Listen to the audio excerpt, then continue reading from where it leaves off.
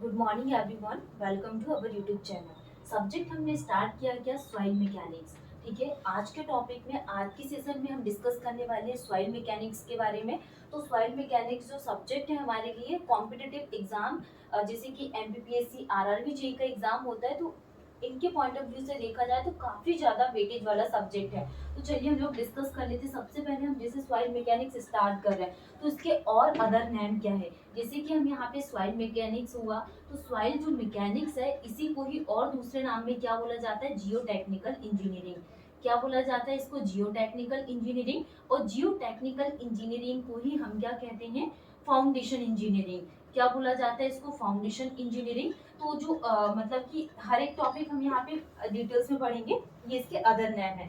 Next हम यहाँ पे इसके सिलेबस को डिस्कस करने से पहले यहाँ पे ये चीजें हमें पता होना चाहिए कि किस किस एग्जाम के लिए ज्यादा इंपॉर्टेंट है। तो इस सेशन में सॉइल मैकेनिक्स में हम यहाँ पे हर एक टॉपिक बहुत अच्छे से डिटेल्स में पढ़ने वाले हैं। मतलब कि आपके जो एग्जाम में जैसे एमपीपीएससी में क्या टॉपिक आपके लिए ज्यादा इंपॉर्टेंट है, किस टॉपिक से आप नंबर को गेन कर सकते हैं, तो इन चीजों के बारे में हम ज्यादा फोकस करेंगे।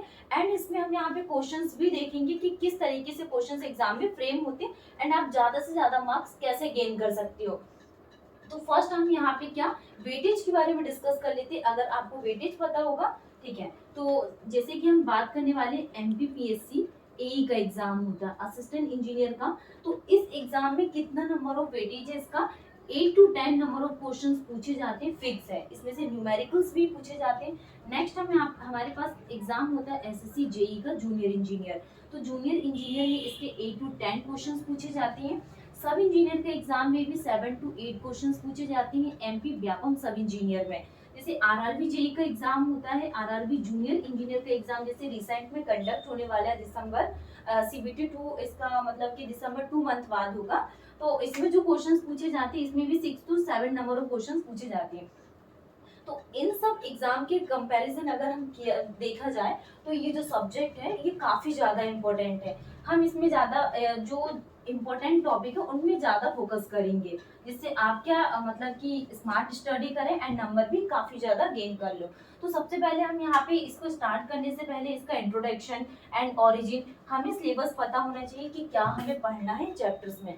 तो सबसे पहले हम सिलेबस के बारे में बात करें तो फर्स्ट चीज आ जाती है इंट्रोडक्शन। अगर हमें इंट्रोडक्शन पता होगा, इसकी डेफिनेशन कि सॉइल एक्चुअल में है क्या, कैसे सॉइल बनी हुई है, सॉइल कैसा मटेरियल है, वो चीजें हम किस में पढ़ेंगे, इंट्रोडक्शन में।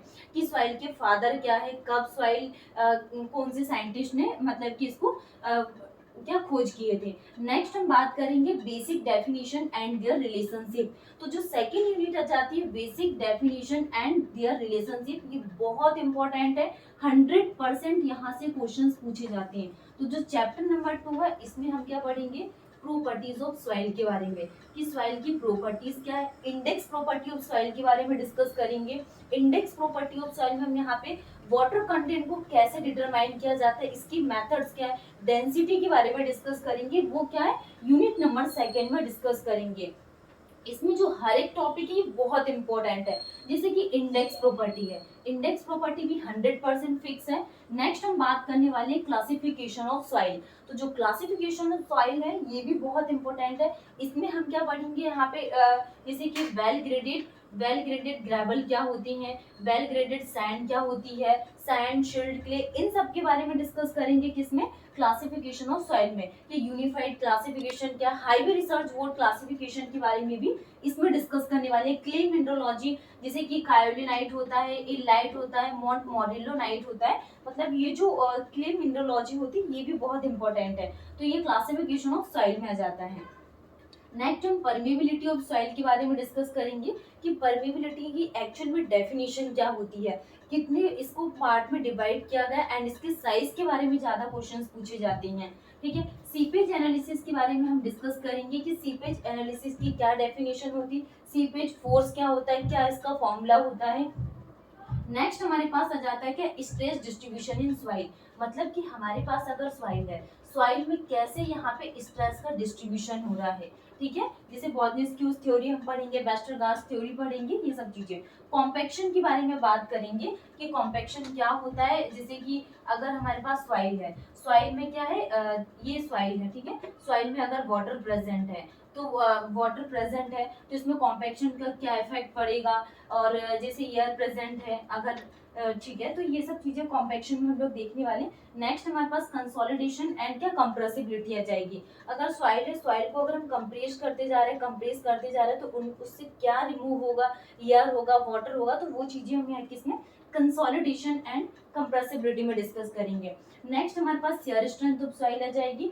शेयर स्ट्रेंथ भी हमारे पास क्या है, बहुत इंपॉर्टेंट टॉपिक है, तो हम ये भी, इनमें भी ज्यादा चीजें फोकस करेंगे। जैसे कि इंट्रोडक्शन हुआ, सेकेंड यूनिट होगी, थर्ड यूनिट होगी, ये 100% फिक्स है।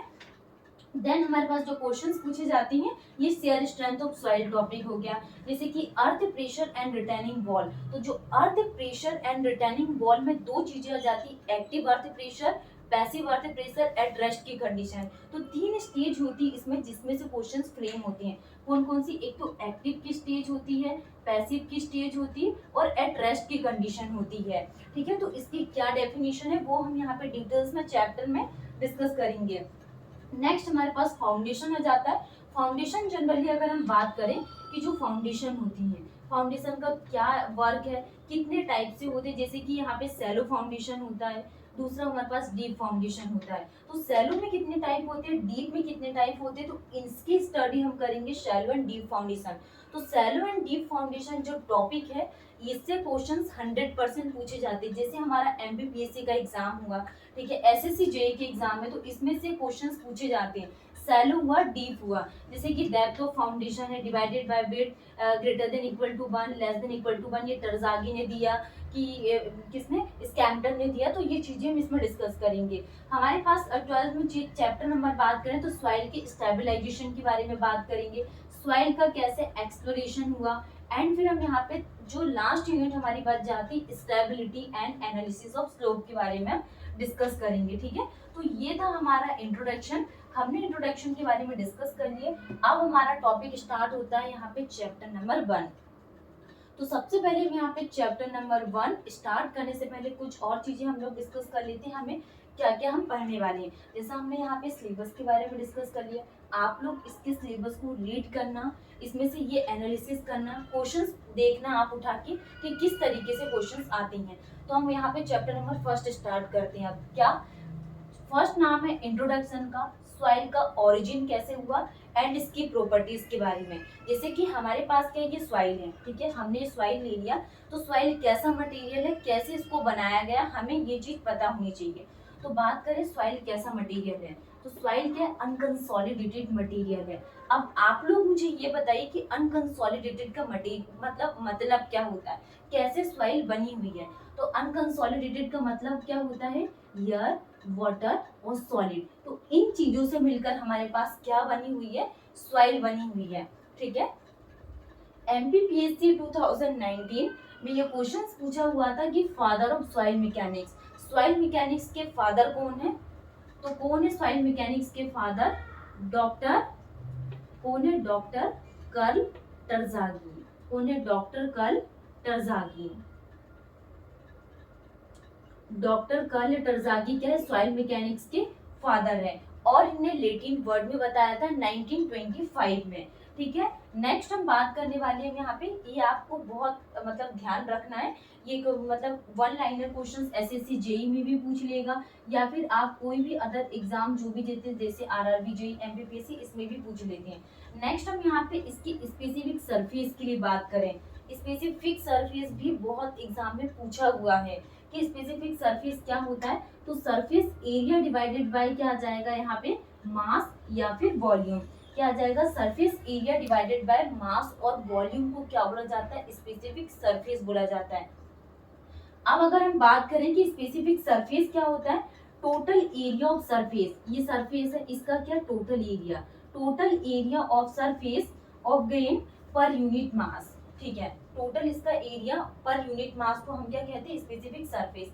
नेक्स्ट हम बात करने वाले हैं unit weight of soil, soil का यूनिट वेट कितना होता है, तो कितना होता है 2.5 केजी पर क्यूबिक मीटर क्या होता है, यूनिट वेट ऑफ सॉइल।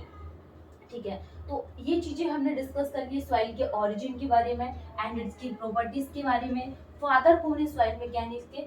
अब हमारे पास जो फॉर्मेशन ऑफ सॉइल है कि 100% इम्पोर्टेंट चीज है, ये हर एक एग्जाम में पूछा जाता है कि सॉइल का फॉर्मेशन क्या है, सॉइल की स्टडी को क्या बोला जाता है। तो आप लोग मुझे ये कमेंट सेक्शन में बताइए कि सॉइल की स्टडी को क्या बोला जाता है, रॉक की स्टडी को क्या बोला जाता है। ठीक है, तो हम इसके सबसे पहले हम बात करें फॉर्मेशन ऑफ सॉइल मैकेनिक्स या फिर प्रोसेस ऑफ सॉइल मैकेनिक्स को क्या बोला जाता है, पीडोजेनेसिस। क्या बोला जाता है, पीडोजेनेसिस इसको बोला जाता है। ठीक है, इसको याद रखना। नेक्स्ट हम बात करेंगे कि इसका फॉर्मेशन कैसा होता है, सॉइल का फॉर्मेशन कैसा होता है। जैसे कि सबसे फर्स्ट नंबर पे क्या आ जाएगा यहाँ पे, deposition, transportation, sorry weathering, transportation, deposition और अफिएबल। तो 4 प्रोसेस होती है इसकी फॉर्मेशन ऑफ सॉइल में। तो सबसे फर्स्ट नंबर पे हम क्या लेते हैं, वेदरिंग।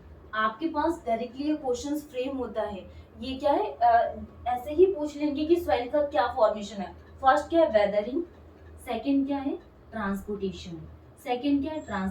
थर्ड क्या आ जाएगा यहाँ पे, डिपोजिशन। और डिपोजिशन के बाद क्या आ जाएगा, अफिएबल। ठीक है, तो ये 4 प्रोसेस है, इसको क्या आपको ध्यान रखना है। नेक्स्ट हम बात करने वाले हैं रॉक की स्टडी को क्या बोला जाता है, पीट्रोजेनेसिस। क्या बोला जाता है इसको, पीट्रोजेनेसिस किसकी स्टडी को बोला जाता है, रॉक की स्टडी को क्या बोला जाता है, पीट्रोजेनेसिस।